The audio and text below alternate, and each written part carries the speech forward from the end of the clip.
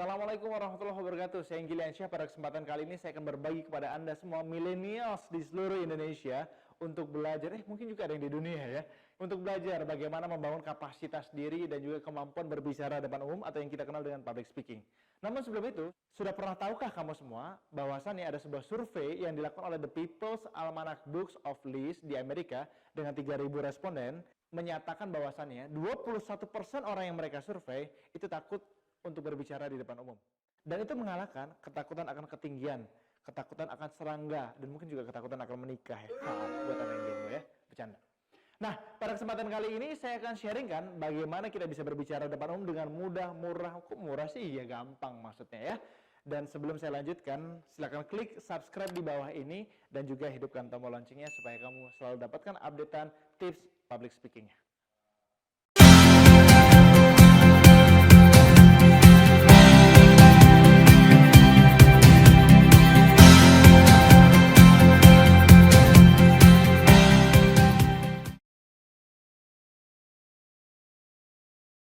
Oke, pada kesempatan kali ini saya akan langsung sharingkan bagaimana caranya membuat diri kita mampu berbicara depan umum, gampang dan juga powerful. Namun sebelum itu kamu harus tahu dulu, apa itu public speaking.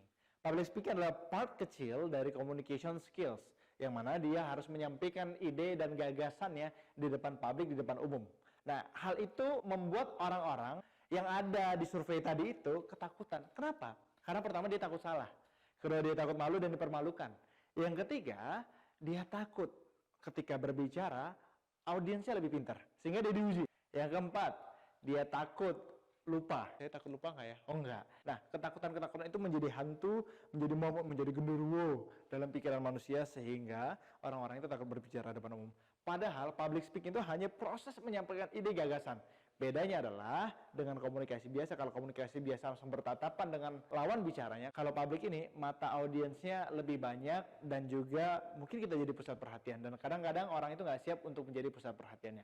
Nah, public speaking itu sudah muncul dari zaman Yunani kuno sana istilahnya, dan ini adalah proses berretorika, menyampaikan ide, menyampaikan kehebatan dirinya di depan umum dengan memberikan gambaran-gambaran dan speech sangat luar biasa dan memukau.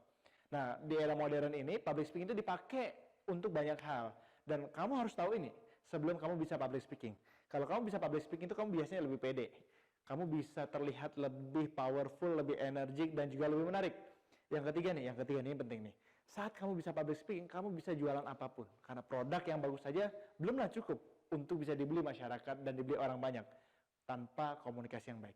Nah, kalau kita lihat orang-orang hebat itu berbicara depan umumnya baik sehingga dia bisa menjual apapun, baik menjual barang, produk, ide, gagasan dan juga rencana dalam sebuah pekerjaan. Dan kalau kamu bisa public speaking, yang keempat nih yang paling penting nih, kamu bisa menguasai forum. Dan ingat, saat kamu di depan panggung, orang itu di bawah posisinya. Dan saat kamu di depan panggung, kamu itu lebih superior, lebih berenergi, lebih memiliki kuasa atas forum itu. Dan bayangkan, kalau itu bisa dioptimalkan, maka kamu bisa mengubah orang lebih mudah. Satu peluru hanya bisa menembus satu kepala, tapi satu kata bisa menembus jutaan kepala. Think about it. Oke, yang kedua, setelah kamu tahu apa itu public speaking dan kenapa kita perlu public speaking, yang kedua adalah bagaimana memulainya. Sebenarnya public speaking itu mudah dan murah banget untuk dipelajari. Maksudnya murah apa sih? Murah itu dalam artian kamu nggak harus mengeluarkan biaya banyak untuk belajarnya. Di rumah pun bisa. Oke, tips yang pertama adalah kamu coba baca bukunya agak keras. Dan sambil berdiri, jangan duduk. Jadi baca buku agak keras, artikulasinya dilatih.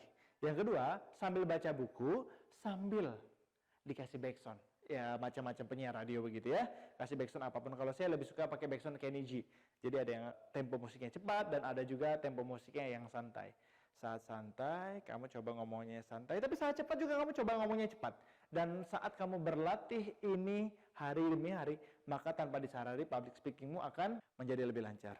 Yang ketiga nih, saat kamu sudah rajin baca, kamu sudah mulai melatih tempo. Yang ketiga, kamu latihan ngomong di depan cermin. Kenapa di depan cermin? Karena kamu bisa melihat ekspresi wajahmu dan juga bagaimana tampan atau cantiknya kamu ya. Jadi itu membuat kita makin bersyukur, dan public speaking adalah hal yang bukan given, tapi itu by practice. Itu perlu dilatih, latih, dan latih. Oke, yang terakhir, di segmen pertama ini, yang perlu kamu mulai lakukan adalah pertama, Orang-orang itu belum bisa public speaking karena dia belum punya goals, belum punya tujuan yang jelas. Kenapa dia perlu berbicara depan umum dan kira-kira apa yang akan dia dapatkan? Keuntungannya. Nah, goals ini dibangun atas dasar satu, keuntungan kepada diri sendiri. Apa yang akan kamu dapatkan kalau kamu bisa public speaking?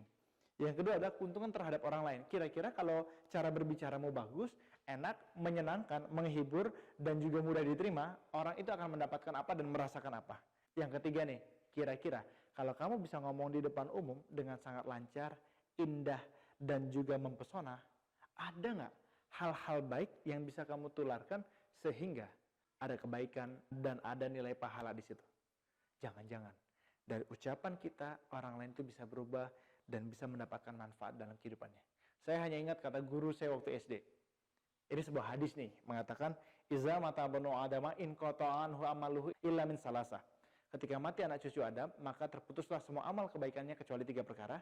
Pertama, amal jariah. Kedua, ilmu yang bermanfaat. Dan yang ketiga adalah doa anak yang soleh. Saya concern pada ilmu yang bermanfaat. Jangan-jangan saat kita berbicara, orang mendapatkan inspirasinya, dia berubah hidupnya, atau dia mungkin mendapatkan hidayah dalam kehidupannya, dan dia terinspirasi untuk mengatakan dan menceritakan ulang lagi apa yang Anda sampaikan. Bayangkan berapa turunannya itu, dan pahalanya nggak akan pernah putus sampai kita meninggal. So, sebenarnya public speaking adalah proses kita menjadi pelayan Allah, menjadi hamba Allah yang terbaik untuk memberikan hal-hal baik, menghibur, menginspirasi, memotivasi, dan menggerakkan kehidupan orang lain menuju yang lebih baik lagi. Bagaimana selanjutnya? Cek video berikutnya.